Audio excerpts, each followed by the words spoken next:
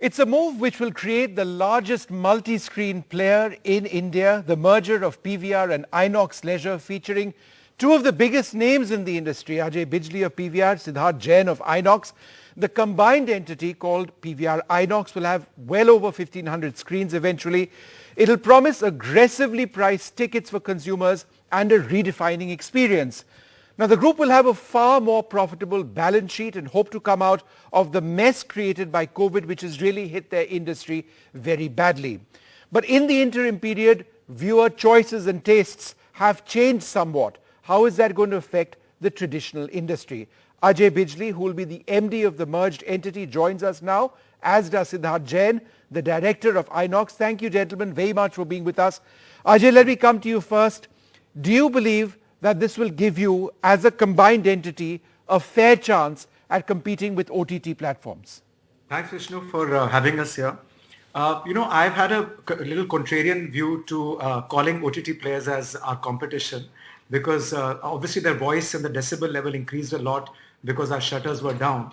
But in-home entertainment is something that's always been there for the longest time through VHS, DVD, LDs, and then satellite and now OTT platforms. And it only actually enhances the pie of revenues that are made by the film fraternity. Mm-hmm. So traditionally, the monetization journey is theatrical, then OTT, then satellite.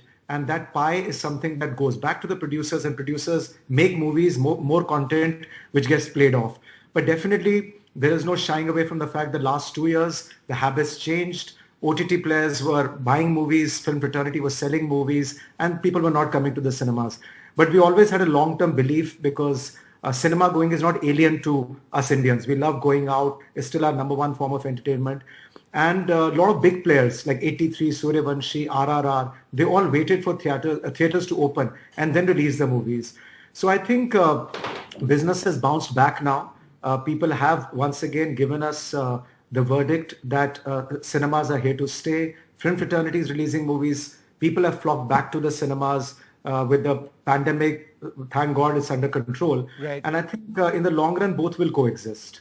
So that said, is this essentially survival for this form, the traditional form of watching movies, given how difficult COVID was and the financial hit your industry took? Rather than survival, it is impetus to growth is the way we see it. We continue to operate our individual brands very well. We continue to serve our consumers very well. March 2022, this month, has been, almost a historic month, potentially one of the best months from the Indian theatrical industry, in our history. So I don't think it's a question of survival, as we can see in our numbers. It's more about how do we take this to the next level? When you look at other countries like China with 70,000 screens, America with 40,000 screens, India's highly, highly underpenetrated with only 9,500 screens, with the world's largest movie going, the world's most passionate movie growing population. They deserve a much larger, a better viewing experience than is currently available. We haven't been able to get to all the tier 2, tier 3 cities as we would like to. In fact, even in the metro cities, because of the congestion and lack of real estate, we haven't been able to take it to even smaller and smaller localities. And that's exactly what our stated objective is going forward. Ajay, OTT platforms have deep pockets. How do you plan to compete with that? Well, as I said, they have deep pockets, but they're also very sensible in terms of how they spend that money. The quantitative and the qualitative benchmark of any movie gets set when it comes theatrically first, right, unless the movie is made only for, or TV shows rather. So if you remember pre-pandemic, OTT platforms had long-form storytelling formats. Yes. You had your movie, TV shows, but suddenly because there was a dearth of content, because shootings had stopped, suddenly they started buying movies without watching them. So even if they have deep pockets, they still like to see the theatrical performance, because then, sorry for my phrase, no blind child can be done. Right. Because you see a movie and and it works both ways. You can have a very small movie that does exceedingly well. And that also benefits both the content players, because they think that the small budget movie where it's done 150 crores or 200 crores at the theaters. And if you remember, prior to the pandemic, you had Razi, you had Uri, you had so many movies of Ayushmann Khurrana, Rajkumar Rao. they were considered to be smaller budget movies, but there was no end to how well they ended up doing. So both benefit, and OTT players benefit because they know how the movie has done, what the word of mouth is, and then despite their deep pockets, they can go ahead and purchase the movie at a reasonable price. Siddharth, how difficult was it for you to work with Ajay, or the idea that you're going to be working with a competitor, the meeting of minds, wanting to protect your own interests and what you have set up, and having to work and perhaps visualizing a situation where you're on a TV screen right now with Ajay on a common interview. How did that work for you? I mean, that entire process, it must have been very difficult. Be honest about it. It's in fact one of the easiest decisions, and this is a day I would be Is that because Ajay is a nice guy or because it made business sense? Am I supposed to stop my video and mute? No. Go ahead, Siddharth. Yeah. No, I think it was an extremely easy decision for us. We have worked together, with PVR at an industry level for, more than a decade. And we've known each other, we've respected each other's companies, the management teams for a very long time. We are super excited. I think it's a game changer for our industry, for the consumer. And I'm just so happy to be able to collaborate with them. And it's going to bring out the best in us. You must appreciate it's a big decision for two competing companies to come together in India, which are promoter driven as well, to let go of their individual interests, but in fact in the larger interest of all the stakeholders. And that's what really drives us. What drives us is just providing the best entertainment solution to our customers. So Ajay, how is that actually going to work in terms of the people you employ, your executives, the others, coming together seamlessly in a system that must be occupying a fair amount, of your mind space, ensuring that this works seamlessly? It's easier said than done. Well, the Jains, Mr. Pavan Jain and Siddharth Jain, they've been gracious enough to entrust us with this responsibility to run the day-to-day affairs of the company. It's a very large task at hand. India is a massive country. We've got 1,500 screens, 109 properties. We have a rollout plan of almost 200 screens, and every catchment behaves separately. They have a fabulous team. We have a fabulous team, and we believe that as many hands on the deck is what we need currently, and we will ensure that all the human resources which are there, people who are there, are going to be utilized to take on the challenge which lies ahead of us. Siddharth, the legal route ahead, approval is still required, I presume, from the Competition Commission, perhaps SEBI as well. Is that a potential problem, or is it a step that you need to overcome, which you think you will? No, certainly not. I think over the next 6 to 9 months, there are certain regulatory tasks in front of us, whether it's SEBI approval, NCLT approval, etc. With respect to CCI, what we've been advised by our counsels is we do not need to notify this transaction to CCI. We must also keep in mind the definition of the market. A size of the movie exhibition market is not just cinema screens. It's the whole gamut. It's where a movie is showcased, whether it is in OTT platforms, digital, satellite. We have 9,500 screens in India already. And we are both publicly listed companies, and we're going to comply with the law and everything that's required for that. Ajay, in your press statement, I noticed that it was mentioned that this is, or perhaps a quote of yours, that this is a process which lends itself to cost optimization opportunities. What does that actually mean? How would that potentially influence the experience of people, cost optimization? I mean, I hope, when we go to a cinema hall, it would be a degraded experience. One would only hope that it would be a better experience. It'll be definitely a better experience. Scale gives you cost efficiencies both on CapEx and OpEx. So that's what my comment meant. Because when you have scale, you can do bulk purchases for both CapEx and OpEx, and that will bring in the synergies, that will bring in the efficiencies. And the benefit of that will be passed on to the consumer. But no compromises will be made to the experience. In fact, Vishnu, if we talk about OTT platforms and out-of-home movie watching experience, if there's one thing that we need to do a lot as make that difference between experience at the cinema, big screen, great sound, projection system, seating comfort, and watching it at home, very, very different. So I think we will be investing a lot in making sure that it's more and more experiential when you go out and watch a movie and you say, wow, I'm glad I took this decision. So I think it's only to enhance the consumer experience rather than compromise.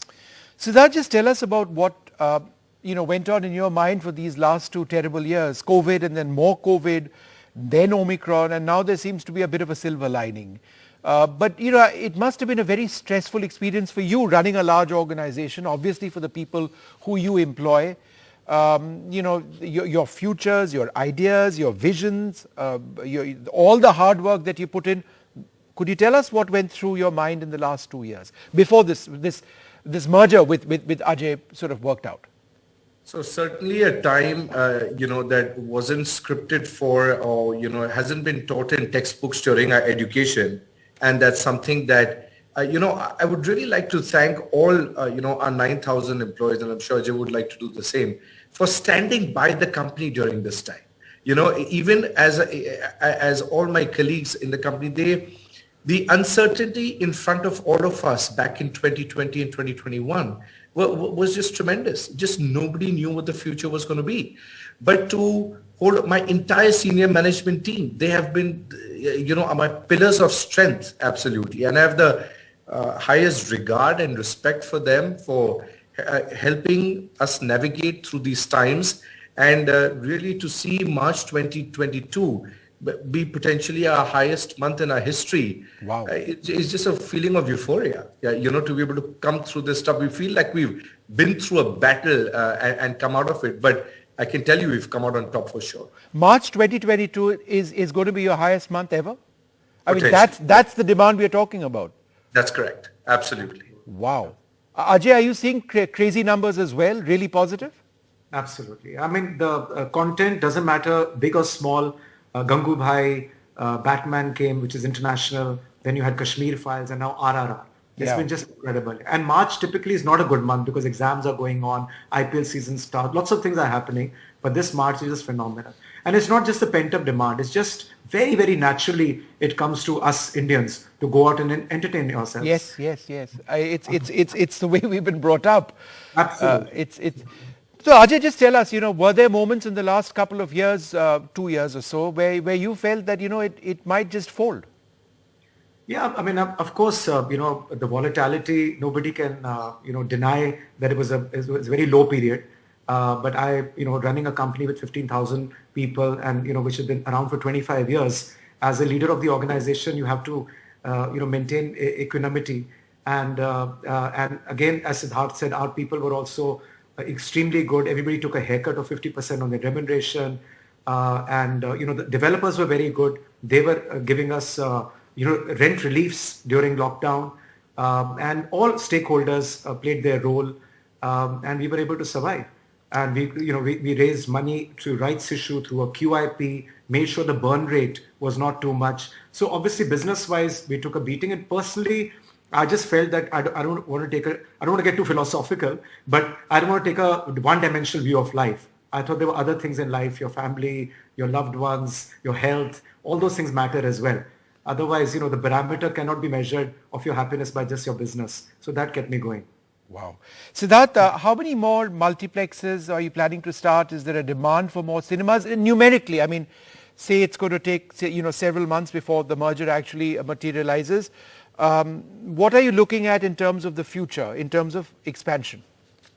Currently we have about 1,500 operational screens combined, and traditionally we've been expanding 60 to 80 screens per chain, so about 150, 180 screens per year. But we want to set an aggressive target for ourselves to double our size in the next 5 to 7 years.